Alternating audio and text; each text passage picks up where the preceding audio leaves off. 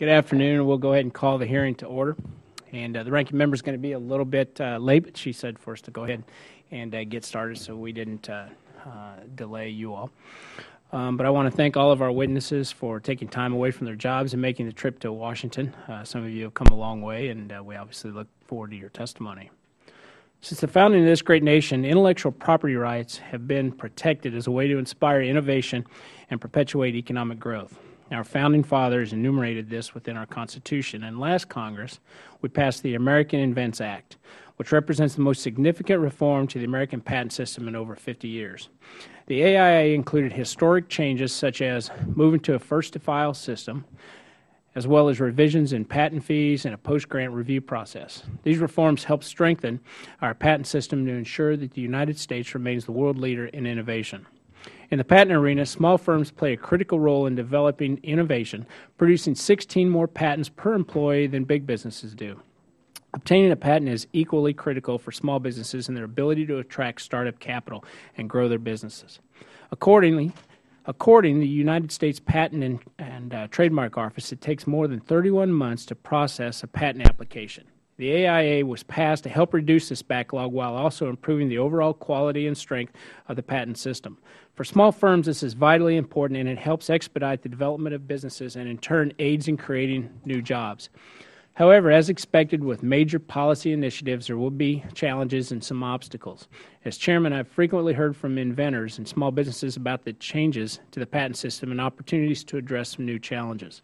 Despite the substantial progress made under the AIA, many firms have expressed concerns about patent assertion entities, or PAEs, or patent trolls as they are often called. Patent trolls attempt to bring frivolous patent claims against all types of businesses, which hinder innovation and economic growth. And recent studies found that the direct cost of these litigation cases was approximately $29 billion in 2011, with 55% of those costs attributed to firms with less than $10 million in revenue. For small businesses, the costs of litigation are particularly harmful, and it turns their limited monetary resources away from building that next great product or service, whatever that may be. While it's important that those with valid infringement claims protect their intellectual property, one must carefully examine if merely receiving a demand letter will cause a small company to shut its doors rather than challenge the validity of the claim to ensure its merits. And with that, again, I appreciate all of you being here, and we'll start right out with our first witness. Let's see here.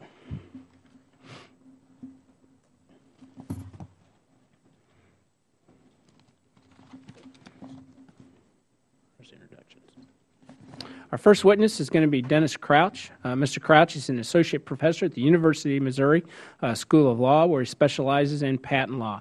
In addition, his work educating new legal minds, Mr. Crouch also authors Patent Leo, is that what it is? Which Business Week called the most widely read patent blog. As a leading expert in the patent community, we appreciate you being here today, and we look forward to hearing your testimony. Thank you, Mr. Chairman, for having me, ranking member, members of Congress.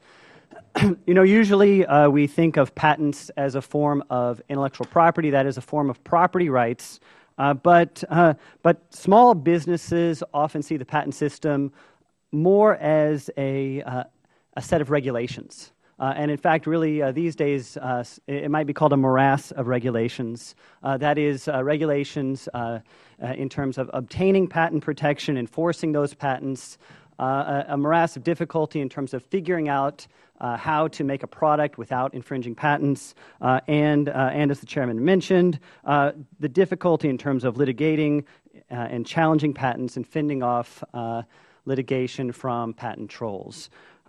Now, regulations require expertise, they require contacts, they require money, and all of those are elements that are in short supply amongst small businesses, and so it's no surprise that small businesses are complaining about the patent system.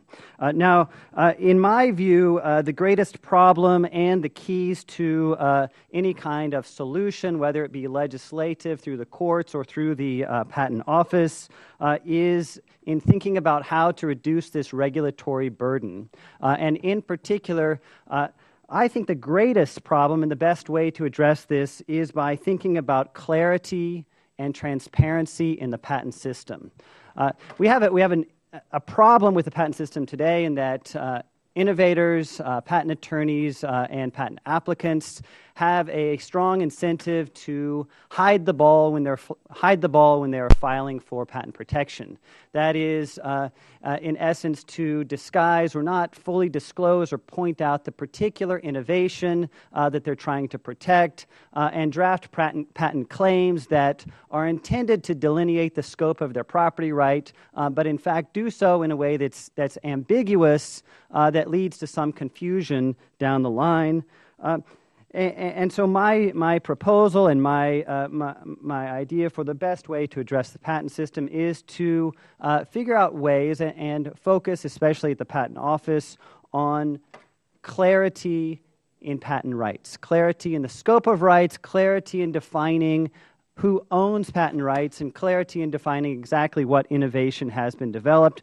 With that clarity, I certainly believe we can move toward a system where strong patent rights will be available. It will be easier to determine bad patents, invalid patents, and invalidate those. And although no one enjoys paying licensing fees, it's a much more straightforward path when you understand the scope of a patent, and it's easy to tell that your particular project does, in fact, infringe that patent. Now, I want to change gears just one minute and think about, in particular, small businesses. Now, in preparation for this committee hearing, I did some amount of research in terms of patenting amongst small business entities, and I found one interesting, although perhaps not entirely surprising finding, that the percentage of patents being obtained by small businesses in this country has dropped significantly over the past 15 years or so, from about 30%, that is 30% of issued patents in 2000 were issued to companies or individuals designated as small entities. Today, that number is down to about 20%, so a drop from 30% to 20%. In fact, in looking at these numbers more particularly, I found that the decrease was not actually a decrease in the number of patents being filed by small entities, but just that large entities greatly increased their filings. And so, in a sense, it's not, right, they're falling behind by staying steady. Now, my view, although I did not develop particular data on this, my hunch is that this decrease in patenting is more a result of the regulatory burden, the difficulty of obtaining and enforcing patent rights, than it is on any lack of innovation amongst small companies. And I'm sure we'll get more testimony on that front. Now, there's two particular points of data that also come out from this. That have to do, in a sense, with American ingenuity. One is that the vast majority of small entity filers in the United States are United States-based small companies, whereas the majority of large entities that are filing for patent protection in the U.S. are actually foreign entities. And what that means is that any focus, any help that is given to small entities has a particular effect that's primarily addressed towards U.S. companies. Although my students would understand I could go on for a long time, but I'll stop here and look for any questions as we move on. Thank you, Mr. Crouch. Our next witness is Jeff Granger. Mr. Granger is the managing partner for the Foundry, which is a medical device incubator located in Menlo Park, California. In this capacity, Mr. Granger helped transition numerous innovative ideas into successful medical device startups. And in addition, Mr. Granger is also a patent attorney and inventor, holding over 30 patents himself. He has testified on behalf of the Medical Device Manufacturers Association. I thank you for coming all the way from California. Thank you. I want to thank Chairman Graves and the other committee members for the opportunity to testify today. I'm a patent attorney and entrepreneur and have worked continuously in startup companies for the past 20 years, almost entirely in the medical device field. I currently work for the Foundry, which is a medical device incubator in Menlo Park, California. What we do is develop new medical technologies. We prototype them, we test them, we file for patent protection, and then we start new companies to pursue those technologies with venture capital funding. We've started 15 companies in the past 14 or 15 years, and our companies have created not only hundreds of jobs and built value for their investors, but also improved the lives of thousands of patients who have heart valve disease, who have hypertension, or suffered from stroke.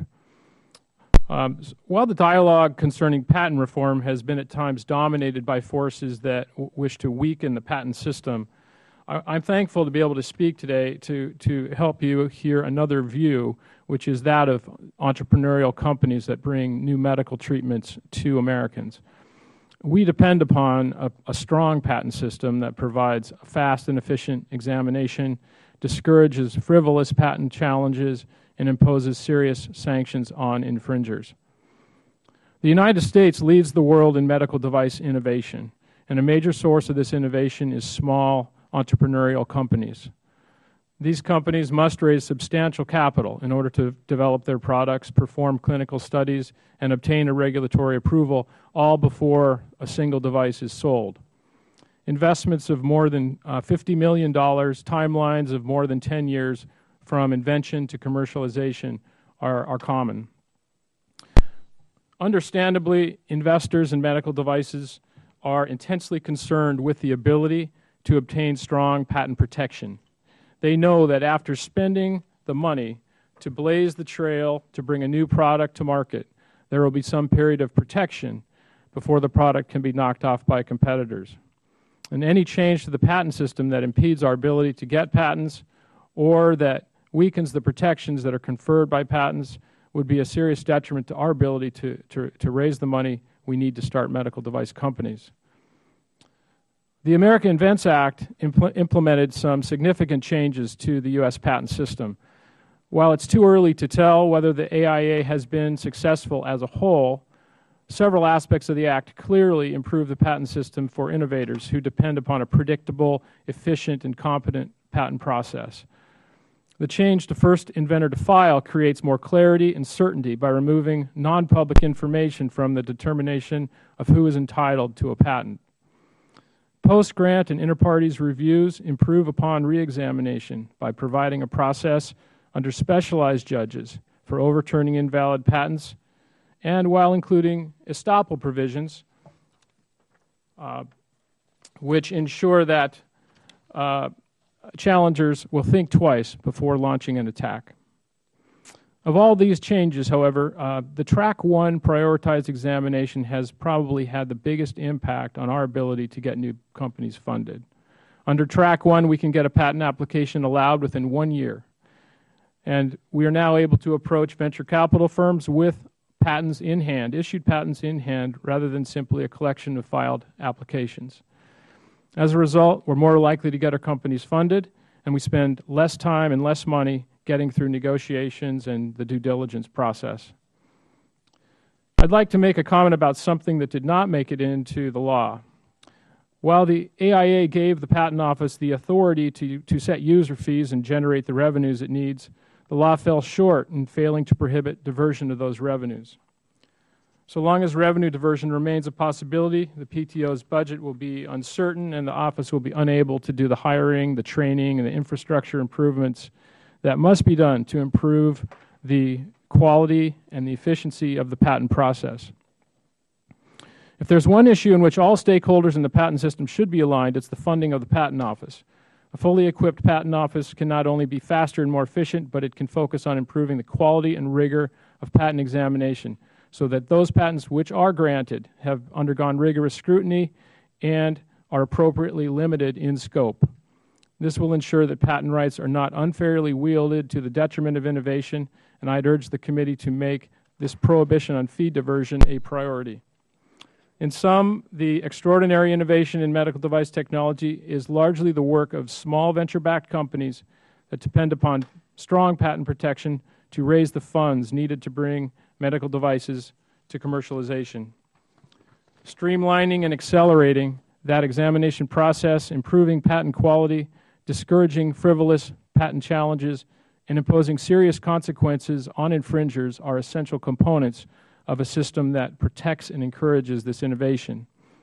The AIA takes significant steps toward achieving these goals, and it should be given a chance to work.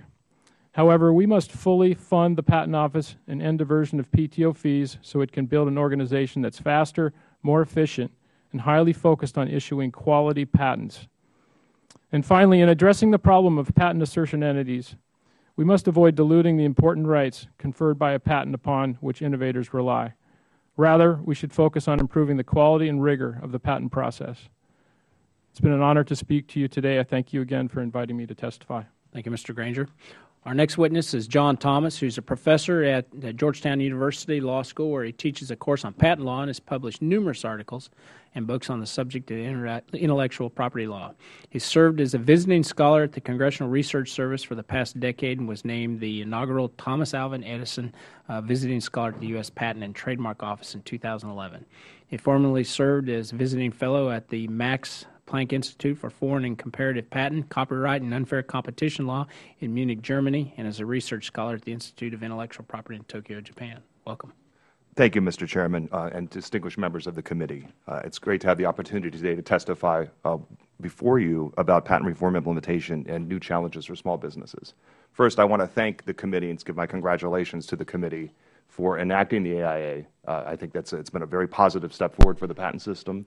I'm grateful when I teach, I no longer have to say, here's what the rest of the world does with respect to best patent practices, and here's what we do in the United States on the other hand. So those days are gone, and I think the committee did a wonderful job of protecting the interests of small businesses by maintaining the small business discount, the small entity discount at the USPTO, and introducing a micro-entity discount that was even steeper into the aid of small businesses. For example, the fee to file a patent application for a micro-entity is only $70. So I think this committee has represented small firms very well. Consideration of patent reform implementation in large measure involves a consideration of what's going on at the USPTO. And as someone who's been critical of the agency at times in the past, I do want to report a very highly favorable impression about what the agency has done. I think they've met the deadlines, they've implemented the law in a timely and transparent manner, and they deserve a lot of congratulations for doing that. I further observe that the agency has reduced its first office action pendency to 18.7 months and has cut its inventory of filed but unexamined applications to under 600,000 cases, which again are pretty impressive accomplishments given its implementation of the AIA as well. The USPTO also has a large number of programs to help small businesses. There's an Office of Innovation and Development. It's right as you go into the agency in the Madison building that helps small businesses. There's an ombudsman, an inventor's assistance center, and the agency is very active in the conferences to help independent inventors. Obviously, a lot of these programs are in jeopardy, at least being scaled back because of sequestration. And I'd like to associate myself with the comments of Mr. Granger about the importance of the agency getting the funding and how important that was in the enactment of the AIA. Obviously, the Office of Management and Budget it's reportedly reasoned that the fees that the USPTO collects are in fact subject to sequestration, which for many of us was a surprising ruling. We'll see what impact that has on the ability of the USPTO to maintain an environment for innovation that takes us as a world leader. The cost of certain USPTO post-grant proceedings is another area of concern for small businesses. The new inter partes review proceeding costs at least $8,000. The minimum fee for post-grant review is $12,000. Now, as you know, these are mechanisms for companies to challenge patents at the USPTO in an administrative opposition system that gets them out of court and also enlists the expertise of the agency. Obviously, these are high-cost proceedings. So one issue is it pricing small businesses out? Patent trolling remains another big issue for businesses of all size in the United States. In the 113th Congress, there are two bills right now that seem to be addressed toward patent trolling. One is the SHIELD Act that would create a fee-shifting system where the loser would pay the attorney fees of the victor in patent litigation. Fee shifting seems to be a fairly good mechanism. It's used abroad where trolling seems to be less of a problem. But it also might discourage small businesses from bringing meritorious cases because patent litigation is notoriously uncertain. So if they have to pay the loser's fees, they may not be as willing to assert their rights. Another bill, the Patent Quality Improvement Act, would essentially expand the transitional program for covered business method patents, increasing the array of patents to which it applies, and getting rid of its sunset provision.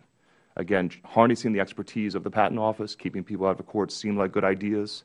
Of course, one thing is when patents survive these proceedings, advocates can argue, look, this patent was originally allowed by the Patent Office, and they looked at it again, and it's still a valid right. That sometimes can make patents a little more troublesome, so they're galvanized by going through again.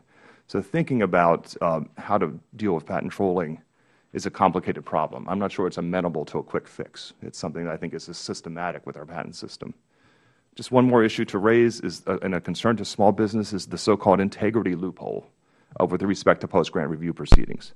Post-grant proceedings at the USPTO, while they're pending, sort of place a cloud of title on the patent, right? While this thing is being issued, it's a moving target. Is it going to survive? What are the claims going to look like? And one concern for small businesses, if people, opponents of the patent, invoke fraud or engage in misconduct in requesting the proceeding, what remedy is available to small businesses whose patents have been challenged for this period of time? Often the patents come out many years later unscathed, but those years don't come back. Technology's moved on. And recent judicial holdings have said there's no remedy for patent holders. So one thing Congress may wish to consider is legislation that would allow an aggrieved patent holder to obtain relief against parties that have challenged their patents in an inappropriate way. Mr. Chairman, members of the committee, I appreciate the invitation to come here today, and I look forward to working with you as you consider patent reform issues. Thank you. Thank you, Mr. Grady, or Mr. Thomas. Our next witness is Mark Grady. Mr. Grady is the founder and president of InDigital Telecom in Fort Wayne, Indiana. InDigital was formed in 1995 and was selected by Indiana Wireless 911 Advisory Board to build an innovative new E911 network to bolster public safety. As a patent holder himself, Mr. Grady understands the benefits and challenges still existing for small, innovative companies under the new patent system. Welcome, Mr. Grady, and thanks for coming in. Good afternoon, Chairman Graves and Ranking Member Velasquez. Members of the committee, thank you for having me today. I'm Mark Grady, and I'll tell you a little bit about our company. InDigital operates in rural areas of Michigan, Ohio, and Indiana. We serve the public, many of whom are represented by members on this committee. Thank you for inviting me to share my small business perspective on the the reformed patent system. My full testimony is on file, and I hope you find it useful in conjunction with these brief remarks today. InDigital Telecom is a specialized type of telephone company, a 911 system service provider. Wireless, voice over IP, and legacy telephone companies send 911 calls from their customers to our network, and we make sure that these calls are connected to the right local 911 authority so that emergency help can arrive as soon as possible. 911 services are currently undergoing a revolution in technology. Public safety, homeland security, and first responders are all moving from legacy systems created in the 1970s to modern digital and Internet-based systems. You may have heard these called next generation or NG911. In the race to better create NG911 systems, small business innovators like InDigital face a number of IP-related challenges. We need a strong patent system to help us monetize our inventions. For this reason, the reforms of the America Invents Act have helped make applications more affordable, and changes such as first to file and provisional patent concepts make the decision to file a patent easier. We look forward to other refinements that will raise patent quality. Even so, we're not patent experts, and InDigital is not patent-centric. Our business succeeds by putting a working product or service into our customers' hands, not just by filing patents whenever technically feasible. For our small business, the biggest challenge today is the inappropriate assertion of poor quality, overly broad patents. As public safety providers transition to NG911, we see aggressive patent assertion happening in an unexpected place against the public safety community and 911. For example, a company that InDigital works with was acquired another entity that owns a patent issued many years ago. This happened before the patent quality improvements of the AIA. The concepts in the patent are very common in telecommunications and not at all specific to public safety. However, this company has unleashed a patent assertion firm to seek enforcement against many providers, including InDigital. The old patent has its allegation based on a simple notion that InDigital provides 911 service. Letters have been sent to our existing and potential NG911 customers making the claim that InDigital is, or soon will be, infringing on the patent. In one case, a potential customer was forced to put its project on hold and start over in protective response to getting the letter. We are increasingly concerned this will become a trend, particularly as new technologies, already commonly in use by the public, such as text messaging and sending pictures, are being incorporated into NG 911 systems. The recent terrorist bombing in Boston is a horrific and unfortunate example of how public safety and first responder access to video and related information directly from the public could and did greatly enhance emergency response and homeland security, thereby saving lives and property. We need to work hard to implement this kind of technology into new NG systems. But first, we need this committee to help level the playing field as it relates to 911 and intellectual property disputes. To begin, patent law should recognize both 911 and NG 911 as essential government services. All 911 patent litigation should be managed under an existing patent statute, 28 United States Code Section 1498. This will help defer frivolous lawsuits while ensuring that legitimate patent holders can monetize their patents. Next, every patent complaint should contain a detailed explanation of the infringement claims.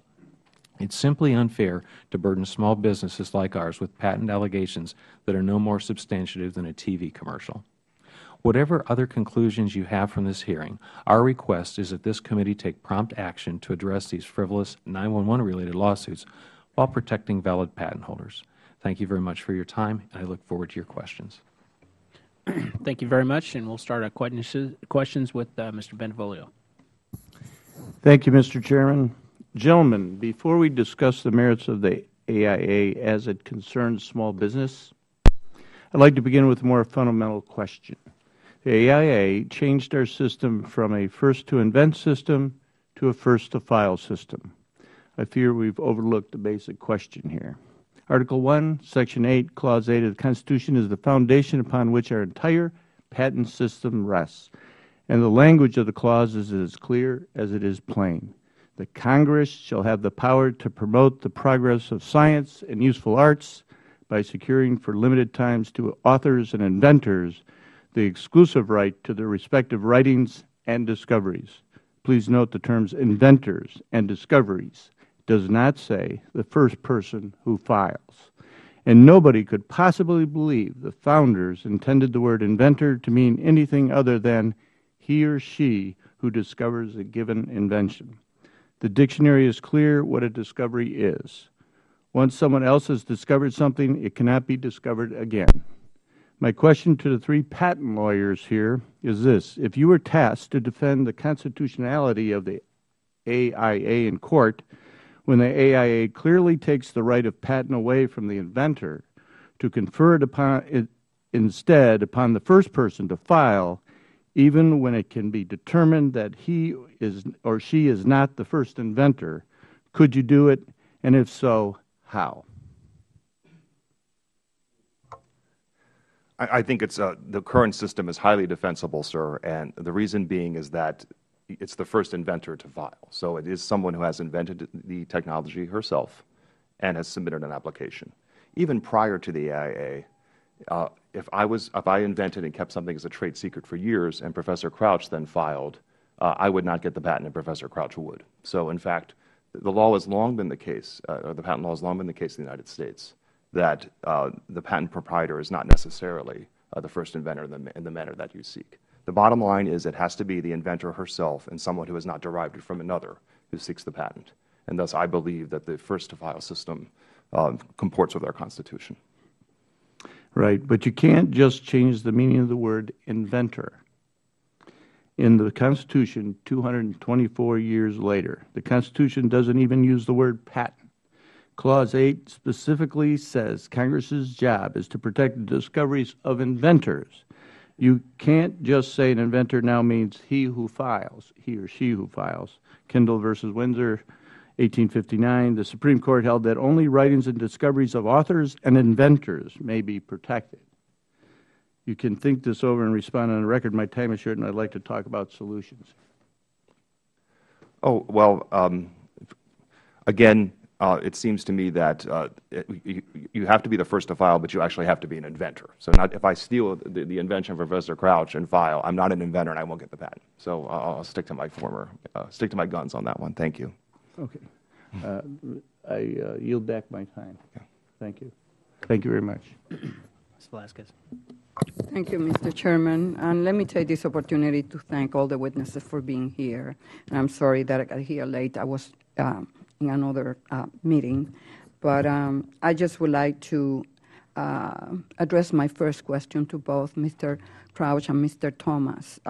You know, this week the Supreme Court ruled for Monsanto in a landmark case regarding its patent of a genetically modified soybean seed.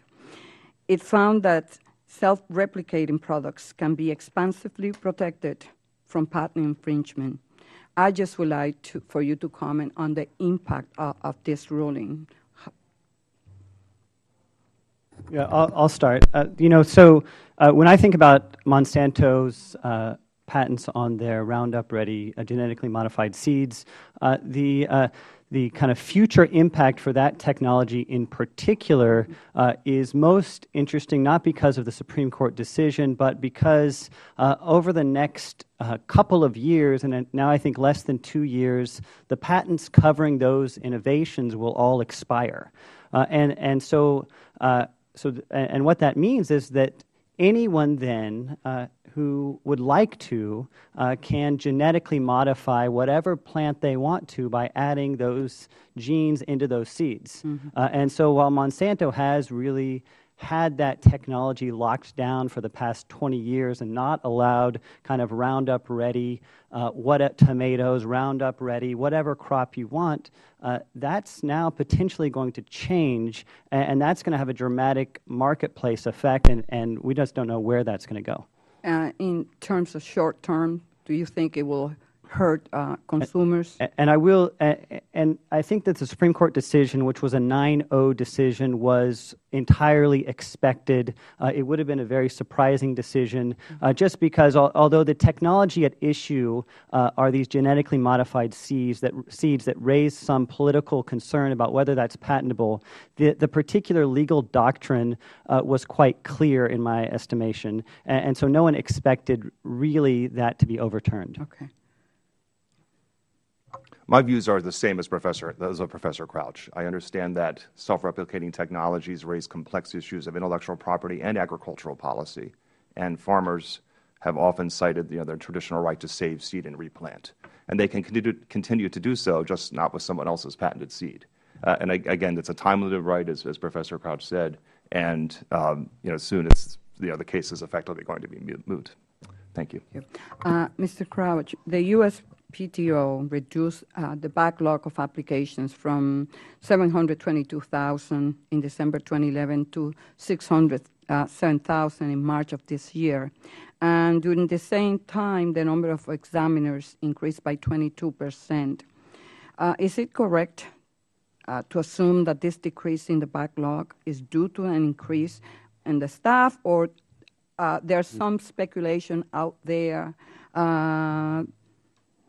saying that it looks like they are applying a less rigorous approach when it comes to evaluating those applications? Yeah, so I think that's a difficult question to fully answer. Certainly, the throughput at the Patent Office is a function of the number of examiners they have, although the recent rise in examiners when you have a new examiner, it takes some amount of time before they become kind of an efficient worker in that system. One thing that has happened at the Patent Office in terms of decreasing the number of pending unexamined applications is that the Patent Office has, in essence, shifted focus toward those to reduce that particular backlog, but has then there's a different stack that's growing, and those are ones that are kind of partially examined. Now, to answer your question bluntly, though, there has been a significant increase in the percentage of patent applications that are issued as opposed to those being abandoned. And so that's absolutely true. And what's unclear is whether, have we gone too far in that direction or not? Would you say that that the bar has been lowered for patent approvals? One thing that has certainly happened in the patent system is that this has very much become a major business, and patents are more valuable than ever today. And so one reason why there's a higher grant rate is that folks are putting more effort into the patents themselves and making better documents and thinking more about the patentability. But certainly it's also true that a significant number of patents issue that should never have issued. And that's something that the Patent Office has to address. And I think Mr. Granger and Professor Thomas thought about that in terms of funding of the Patent Office in terms of ensuring that they're capable of doing this examining activity. Thank you. Mr. Granger, you note the benefits that the expedited Track 1 process has for your companies.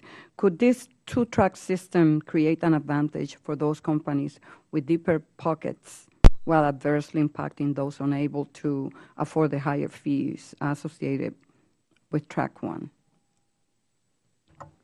Thanks for your question. I feel like so we are the companies without the deep pockets usually.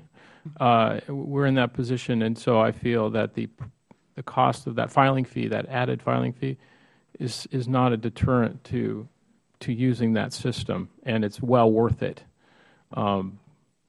It's an extra $2,400 for a small entity. For micro entity, it might be less, but in any event, I think it's an investment definitely worth making. Yes. Actually, I think that larger companies probably aren't using it as much, would be my hunch, although Dennis may have the data. That they are not. Right.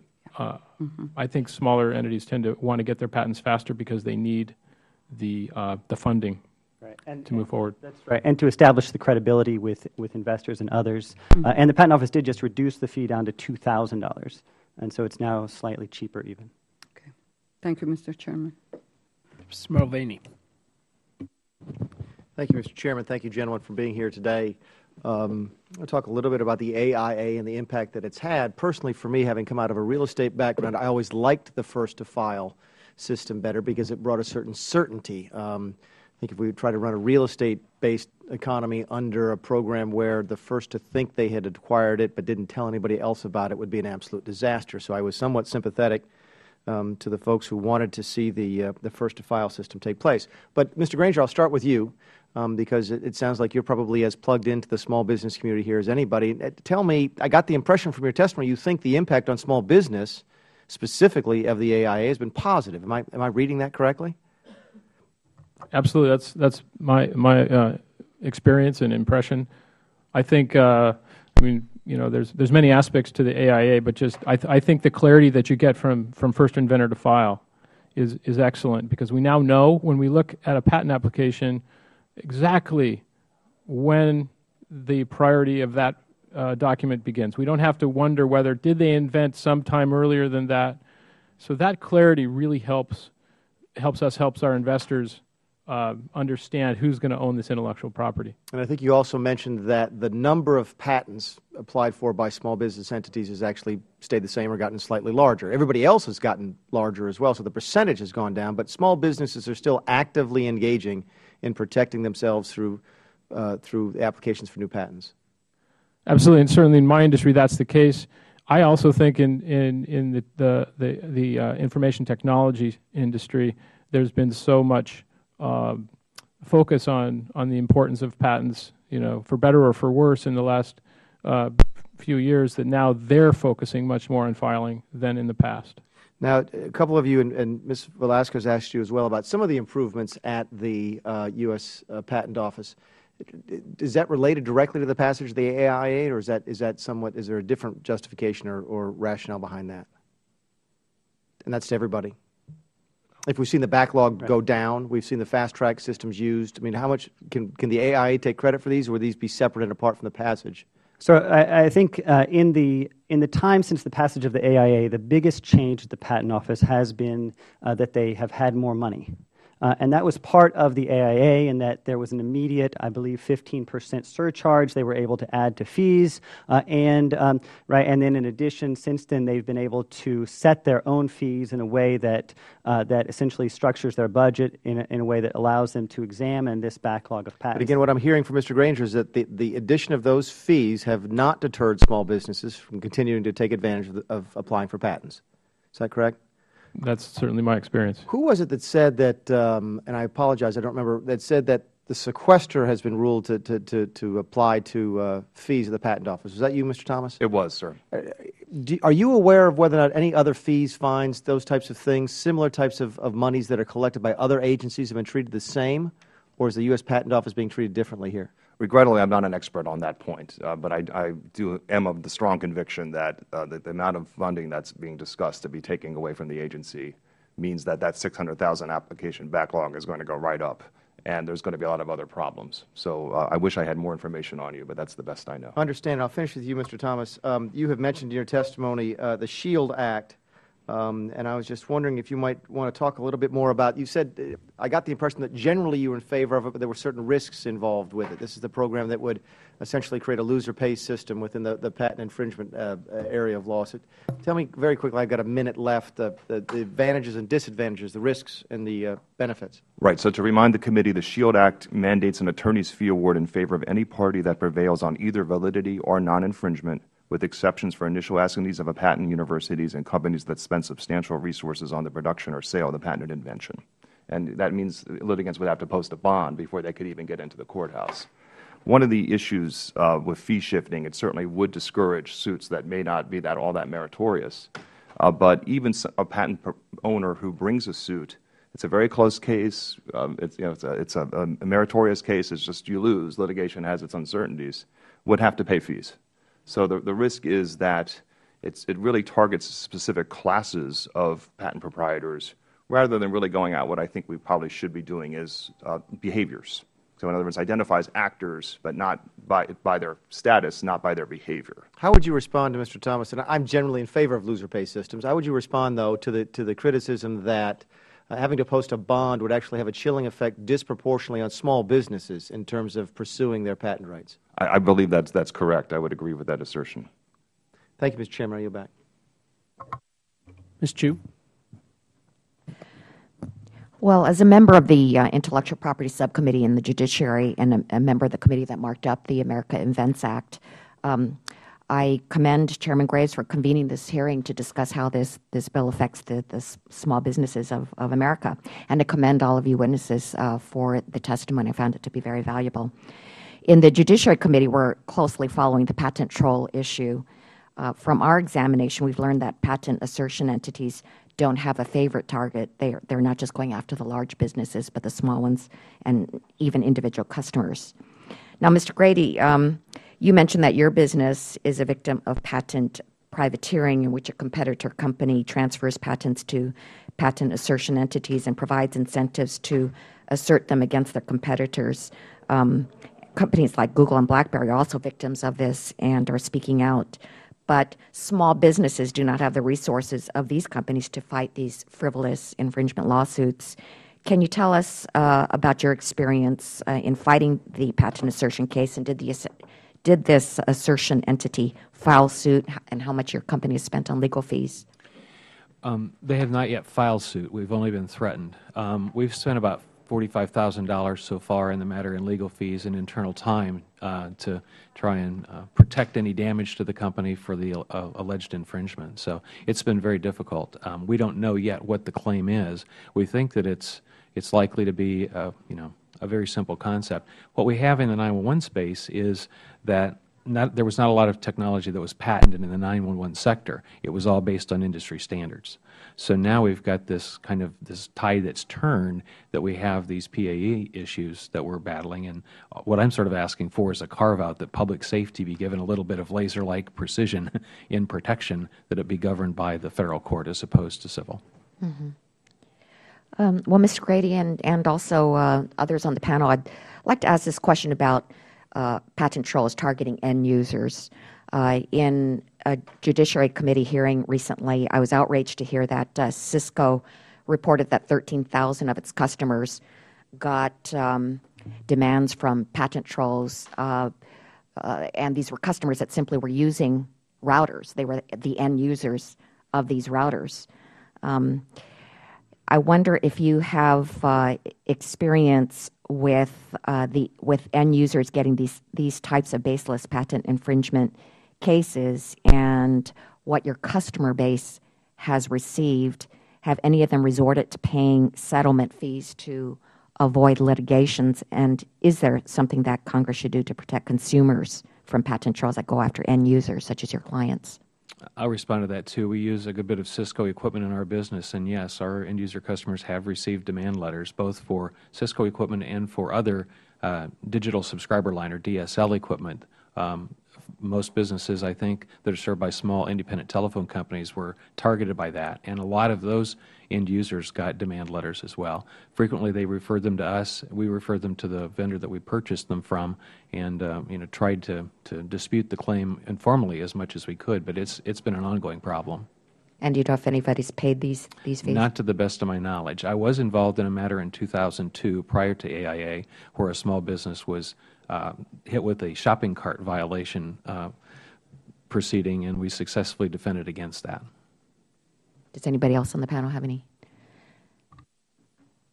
Well, then, Mr. Thomas, you acknowledge that the U.S. Patent Office is considering small businesses in a more improved way through the American Invents Act. And I successfully amended the bill to create a pro bono program designed to help financially undersourced independent inventors and small businesses.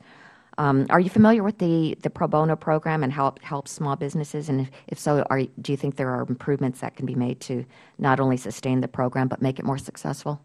I'm familiar with the program. I believe it's very beneficial. It's my understanding it's up and running in several regions of the country, and that's the USPTO has augmented that with a 1-800 helpline that's staffed by retired senior examiners. They come on in and help people who are having trouble getting their applications through.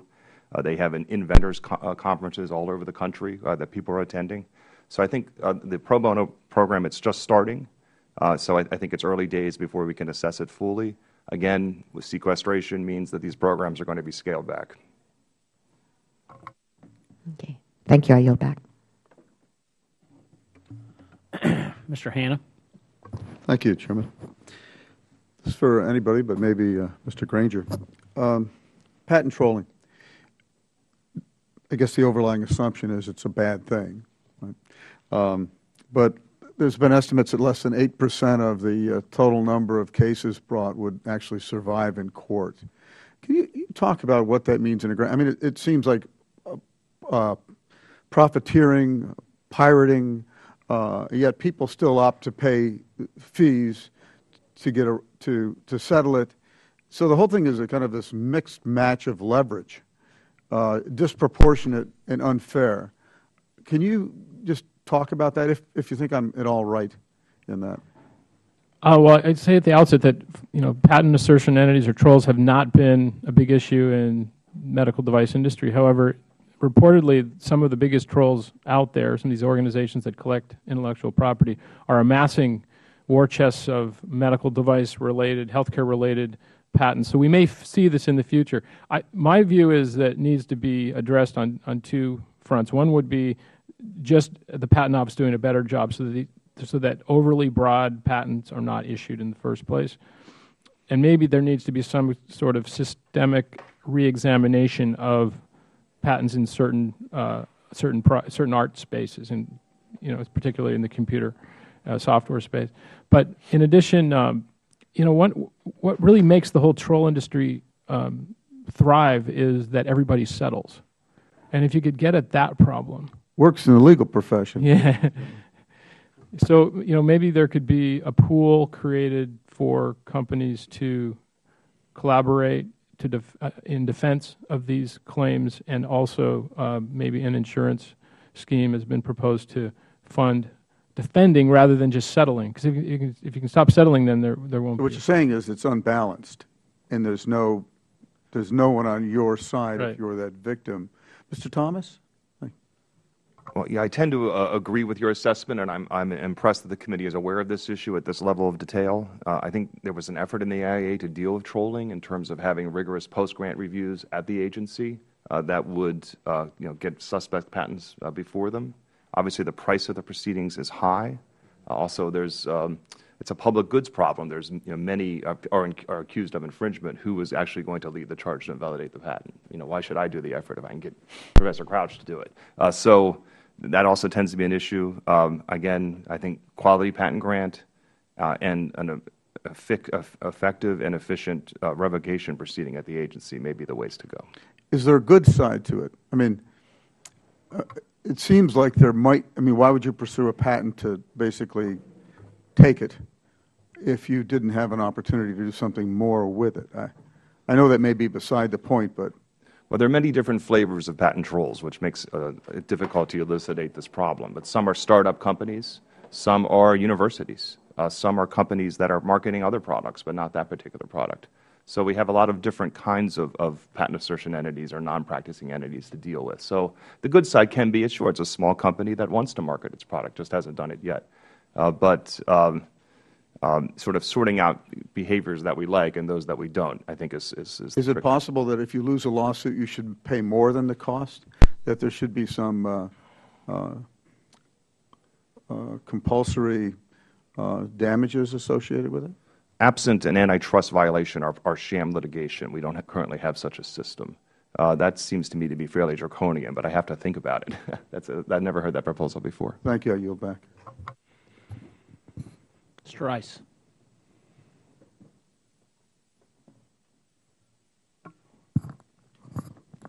Thank you, members of the panel, for being here and testifying today. I've learned a lot about patent law. Generally, what I'm hearing from you, I think, is that you like the effects of the AIA, that you think it's a good law, and generally a move forward. Is that correct? What would you do outside of this trolling issue and this potential for loser pay and these other types of things you're talking about?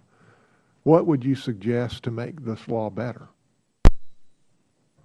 One area that was subject of very significant discussion during the debate that led to the enactment of the AIA was damages reform. And ultimately, it did not make it into the AIA. That remains a point of very significant concern, especially for manufacturers of products of many components. So the notion is I've got my iPhone sitting here, I turned it off, and it's got something, one statistic suggests that 1 patent out of 6 relates to a smartphone. There are over 200,000 patents cover this phone. So how do courts assess damages when you infringe just 1 patent on 1 functionality in the phone? So manufacturers of electronic products, the hard tech companies, are seeking clarification of damages, particularly when, again, the patent just covers a small part of the product. This is called apportionment. Patent lawyers call that apportioning damages. Apportion means something different, I think, to you. But to patent lawyers, that's what apportionment is. The law exists. Many people think it's unclear. On the other hand, we have medical device manufacturers and pharma companies who are concerned that by watering down patent damages, you ultimately devalue the entire system. Is there anybody else on the panel who has any ideas about trying to make this AIA any better? Are there any fixes we could do to make it? I'm real concerned about American competitiveness and jobs. Is there anything we can do to shore it up, make it better, and make us more competitive in the world? And right, so I'll step in here, and on the damage reform point, I think that one reason why it didn't get put into the AIA was because that's traditionally really been a common law question for the courts to decide, and in the lead up to that AIA, the Court of Appeals for the Federal Circuit, kind of feeling the wind of Congress, made several important decisions that have really clarified that law in a lot of important ways. What I think, although I believe that the AIA is a good law and an important change in terms of clarifying the law, I don't think it really addressed the greatest problems in our patent system. And a patent application filed today will be under this first to file system. But if someone picks it up, even a patent attorney, even one of our Court of Appeals for the Federal Circuit judges, and reads that patent, they will they won't be able to tell you what the invention really is. And we have a problem in our system where folks are filing patent applications that just aren't clear what invention are they trying to claim here? What have they really come up with? And so it turns out that it's currently within the power of our patent office to address that and to force patent applicants and their own examiners to make sure that it's in those documents. And that clarity, we had a little talk about real property rights. The nice thing about real property rights is you can really tell where the boundary line is. And with patents today, it's impossible to tell where the boundary line is. Where does your patent stop and where does somebody else's begin? And if anything could change, that would be the most significant change, I believe. Thank you very much, gentlemen. You have something you want to add? I would echo that. That's where I go to the quality and rigor of the examination process, just making sure the patent application clearly tells you what the invention is and is appropriately limited in what it's trying to cover, so we don't have these. Would the gentleman yield? Absolutely. Thank you. Mr. Granger or Mr. Thomas and Mr. Crouch, given the statement or the comment that you just made, that why it's so important to have the rigor, do we need legislation to achieve that goal? Maybe my friends in academia could talk about that, but I think that the law is there. It tells you what you need, what the requirements are to get a patent, but it's being interpreted loosely and perhaps without sufficient rigor. And so I don't think any of us are here. We don't have any proposed legislation for you today. But certainly the way you have to think about the Patent Office is as an agency that needs oversight, and that could come from strong statutes that clearly tell them what their job is, or it can come from oversight from this committee and other committees to ensure that the job is being done with rigor. Mr. Thomas. I agree with what's been said, and I also would additionally suggest that the AIA brings about these post-grant review proceedings that would provide a means for harnessing the energy of the private sector to sort of turn as private attorney generals come in and challenge the patents. And perhaps we should give that a little bit of time to play through. Thank you. Thank you. I reclaim and I yield back. Schweikert. Thank you, Mr. Chairman. A couple things. First, it's always fun when the people sitting next to you have asked the questions you wanted. But before AIA, after AIA, you and I are a small business or someone that's come up with an invention. We have angel funding. Easier to finance, get investment today compared to before the new law? I think so, absolutely, because I think, number one, we can get our patents issued much more quickly. So that angel stage, maybe I've still got a patent application, but 6 months later I can have a notice of allowance in hand. Well, one of the discussions, and this is for everyone in the panel, and maybe a bit ethereal that was happening during the AIA, was the ability to almost sell a future on your idea. That, look, we're heading towards filing our patent. Will you help me finance, the additional rigor and engineering I need? And because my timeline, are we seeing that out there? Are we seeing people being able to raise money on the ideas? And I think Mr. Granger will likely agree with me, but the most common approach is to have some amount of funding and as quick as you can, file your patent application. And this change with the AIA, what it allows is not the change that Mr. Granger is referring to is not that it's now a first to file system, but under the AIA you have a right to an expedited examination if you pay a fee. So you hope to scrape enough money together to get these patent applications and hopefully a patent and then at that point, because you're able to get it quickly and because it's more clear because of the prior art, at that point, it may well be easier to get funding. For all of you, are you seeing out there in the sort of angel type investing world, are you seeing more structure to be able to do that sort of run fast mechanics, saying we're going to put up the money, let's do this instantly, not spend a year contemplating the mechanics and the design? And my comment would be that the structure of that particular marketplace is much less affected by the impact of this particular legal change than kind of the general structure of the marketplace and the availability of financing in general for small businesses. Everyone agree? Just as an aside, AIA had a ombudsman. Anyone have an experience with it yet? Yeah, the ombudsman provides assistance when patent applications just sort of get clogged up. There's some problem. The application's not advancing through the agency there. So there is the ombudsman program. It's been operating. I've heard positive things about it. Okay. Last question: has anyone done a study on patents we're seeing, particularly in technology, on their life cycle of value? Is that life cycle getting shorter and shorter and shorter? Or as you spoke of on your iPhone, that you're holding, and is that speed of that technology changing the value of these patents? So one study I've done is looked at the payment of something called maintenance fees. Those are the renewal fees that once you get a patent issued, I think after 4 years you have to pay a fee, after 8 years, and after 12 years you have to pay a fee, and these are essentially like taxes, and if you don't pay the taxes, you lose your patent.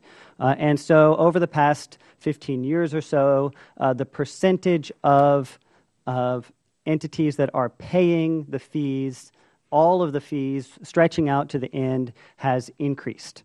And so that's something that is going up. And at the same time, the actual fees have gone up. And so folks are paying more and more often paying that.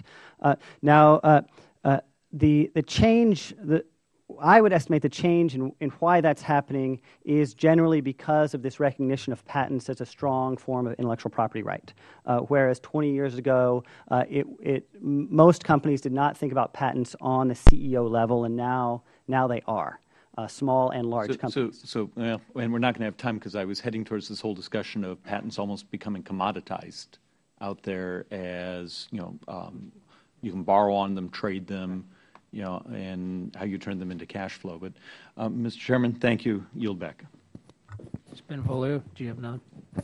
Thank you, Mr. Chairman. Just want to follow up on Mr. Thomas. Just so I understand this correctly, if person A, for instance, has evidence they invented a product in January, and they file in June, and person B, for instance, in another state, in another garage, invents something in March and files it in April, and they happen to be the same invention, who gets the patent? As someone who's just been busy writing final exams, this is in a good spirit for me. Under the right. Are your students watching? Right. Under the AIA, the new law, inventor B gets the patent because he is the first to file. Okay, so the original inventor who actually invented the product or whatever in January, even though maybe because of money or they wanted to perfect their patent or improve upon it, filed later, the actual inventor doesn't get the patent, correct? Having been deposed many times, I'll have to disagree with the question to some degree. It depends on what you mean by first inventor. Under your hypothetical, if B has himself invented the technology and didn't derive it from Mr. A. Thomas, I'm just going by the Constitution. That's all I'm doing. I'm using the Constitution as my guide. I'm not a patent attorney. I'm an inventor. Okay? So January, I invent, or you invent, or Fred invents something, but because of money or time and circumstance, he can't get to the patent office. Maybe he's a better inventor than he is in calling patent attorneys. And he files after somebody else, and he loses. That's correct. And let me also point out that prior to the AIA, under your hypothetical, if I can change the facts a bit, if inventor A had invented first, but then sold the product more than a year before he filed, I understand. He would be divested of the patent. I understand. So even under the predecessor regime, in other words, the Patent Act of 52, which governed prior to the AIA, under your reasoning, it would also be unconstitutional. Because I think it's unlikely that the entire history of the U.S. patent system has not comported with the Constitution.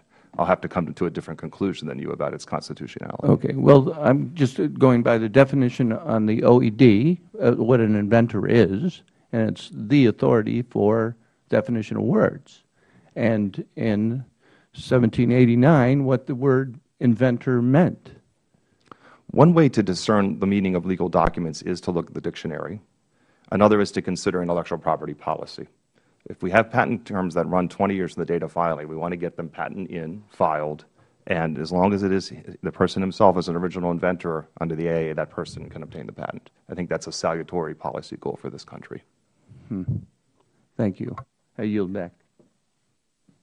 Well, with that, I want to thank all of you for participating today, and your testimony obviously underscores the importance of maintaining a strong patent system, one which allows entrepreneurs to thrive by commercializing innovative products and services. And we will continue to monitor the implementation of the AIA and its impact on small firms, as well as continuing to examine some ways to strengthen the patent system and mitigate the effects of patent trolls on small businesses. So with that, I would ask unanimous consent that members have 5 legislative days to submit statements and supporting materials for the record. Without objection, that is so ordered. And with that, the hearing is adjourned. We appreciate you being here.